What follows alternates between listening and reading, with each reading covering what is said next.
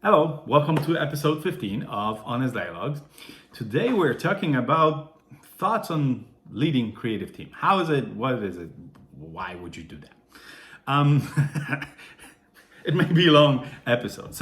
Long story short, and again, based on my experience, the career that took me to creative leadership is not an overnight sensation. It's been in the making for about 25 years. So it took me about 20 years to become who I am right now for the last 5 years or so, right? It's and the worst thing I could have done is to rush it, and I've done it once, and I sort of regret it. Because later on, once you get older, you realize that all the smartness, all the tricks that you know are nothing without experience, and it's hard to see from there. And when I was young and when I was 20, I was like, oh my god, I'm super smart. I know how to do stuff, and few people told me that what you need is experience. And again, from this perspective, it's hard to see, and often is being this on the side. No, I know. Actually, I don't. So now, when I'm older, I can say it. It takes a years of experience to become good creative leader. How it works?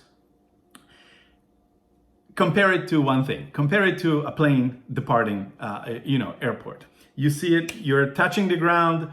Engines are getting hotter. You're getting your trajectory. You're lifting off the ground. You're seeing houses. Then you're going higher. You're not seeing houses. You're seeing regions. You're seeing counties, and then you're seeing ocean, and then you're seeing clouds. And the higher you go, and this is the time versus experience, the better creative leader you are. So the better macro perspective you have on things, the better. Please trust me on this. I know all designers would like to become creative leaders in a split second, and I know Photoshop. I know what I'm doing. It's not the way to do it. The patient way is a way to do it. Once you gain experience, once you become humble, once you become well spoken, once you know how to solve strategic challenges, once you know how to interpret data, once you know how to interpret what others are thinking, then it's a good time to start slowly thinking about it. It's when you start it too early, you just get burned, literally. You may lose connections, you may lose people's trust. If you're responsible for a group of people, you may literally lose them or lose your job in a way. I think one of the pivotal elements of the creative leadership that I'm seeing that helped me tremendously is the soft work that I describe it. What I mean by that is to give yourself to your team. Give whatever you have here to your team. So prior to that, going back is to gather as much experience as I can. So in the future, this is your time. If you're young, you're just starting, please don't narrow your career to only one path. I don't know, Photoshop, right? Try other things. Why? Because little bits and pieces will be really helpful in the future. Trust me, please trust me. You will collect throughout your life little bits and pieces that will make you a valuable creative leader. Creative leader that has answers, creative leader that can combine elements here and there, creative leader that can trigger thinking in a creative team member, art director or designer or junior designer, that can create brainstorm, that can create a thought-hungry process that will result in solving a problem of a campaign or of a challenge, or will come up with a solution to a problem that was given to the team, right? So please, if you can, be curious, ask questions. If you're smart, that's freaking awesome, but that's not everything. Experience is the other part of that equation, you know? So if you're smart and curious, ask others, explore, try, probe, experiment on, and remember everything. The point of this is to remember everything and bring it back. Imagine that we have like a cache memory here, and you're bringing this back later on when you're leading a team. This is very important. You literally cannot lead a team and do this all the time. I don't know. I forgot. I'm not sure.